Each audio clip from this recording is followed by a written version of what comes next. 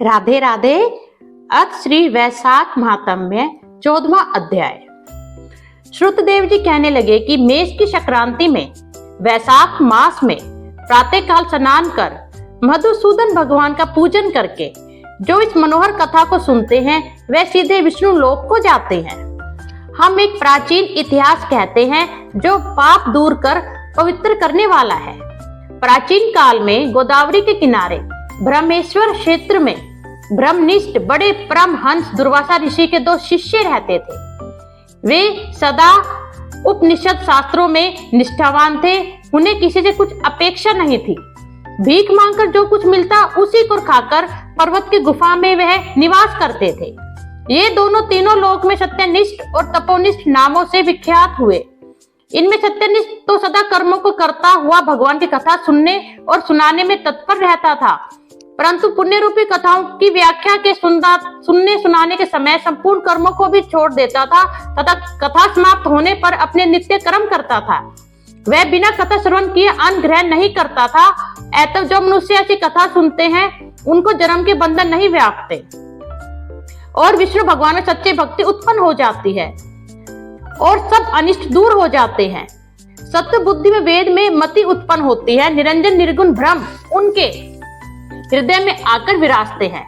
परंतु जहाँ साधु महात्मा ना हो, तुलसी ना हो, विष्णु जी का मंदिर ना हो, काला मृग ना हो अथवा कथा ना होती हो, वहां यदि साक्षात गंगा जी का किनारा भी हो तो त्याग देना चाहिए। वहां का मरा हुआ प्राणी 100 जन्म तक कुकर योनि पाता है।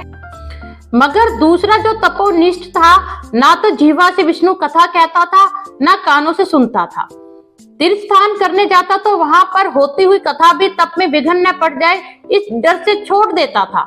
श्रोता और वक्ता कोई भी उस कर्मनिष्ठ के निकट होकर गृह कार्य के लिए नहीं निकलता था। उस दुरात्मा ने दुर्बुद्धि से ऐसे ही समय बिता अपना शरीर छोड़ दिया। तब वह शमी के वृक्ष पर चिनकरण नाम का एक महाबलवान पिशाच हुआ। आश्रयहीन क्षुधा से व्याकुल हो उसका कंठ, ओष्ठ और तालु सूख जाते थे। ऐसे ही अत्यंत दुखित हो अपने किए हुए कर्मों के ऊपर विचार करता हुआ वह उन्मत्त की तरह इधर उधर घूमता हुआ भटकता रहता था। इस प्रकार 10 सहस्त्र वर्ष बीत गए। देव योग से सत्यनिष्ठ पैठीनसीपुरी से आया। मार्ग में उसने क्षुधा से अत्यंत पीड़ित और अत्यंत दुखी चिनकरण नामक पिशाच को देखा।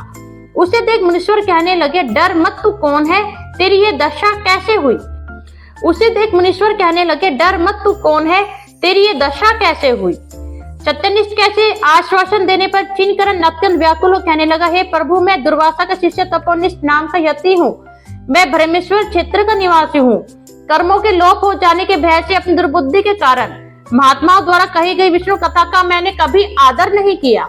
उसी कर्म के घोर परिणाम से मेरी मृत्यु हुई और चिनकरण नामक पिशाच बन दुख से अत्यंत व्याकुल हुआ हूँ। आज मेरा भाग्य फिर उदय हुआ है। मेरे ऊपर सब देवता, गुरु तथा साधु संतुष्ट हैं। हरि भगवान मेरे ऊपर सर्वथा प्रसन्न है जो मुझे आपके दर्शन हुए। इस प्रकार चिनकरण त्राई त्राई करता हुआ चरणों पर गिर पड़ा। तब महायशस्वी सत्यनिष्ठ ने उसे दोनों हाथों से उठाकर अपने सुकृत का पुण्य और वैशाख महात्म्य को क्षण भर सुनने का फल दिया, जिससे उसके सभी पाप तत्काल दूर हो गए और पिशाच की योनि छोड़ दिव्य देह धारण कर महामुनि की परिक्रमा वे प्रणाम कर दिव्य विमान में बैठ विष्णु लोक को चला गया। श्रुतदेव जी बोले, जहाँ शुभ फल देने वाली सब लोकों के पाप को दूर करने वाली विष्णु भगवान की कथा होती है, वहाँ सब तीर्थ और अनेक क्षेत्र आ जाते हैं तथा वहाँ के निवासियों को मुक्ति प्राप्त होती है। इसमें बिल्कुल भी संदेह नहीं है। धन्यवाद। राधे राधे।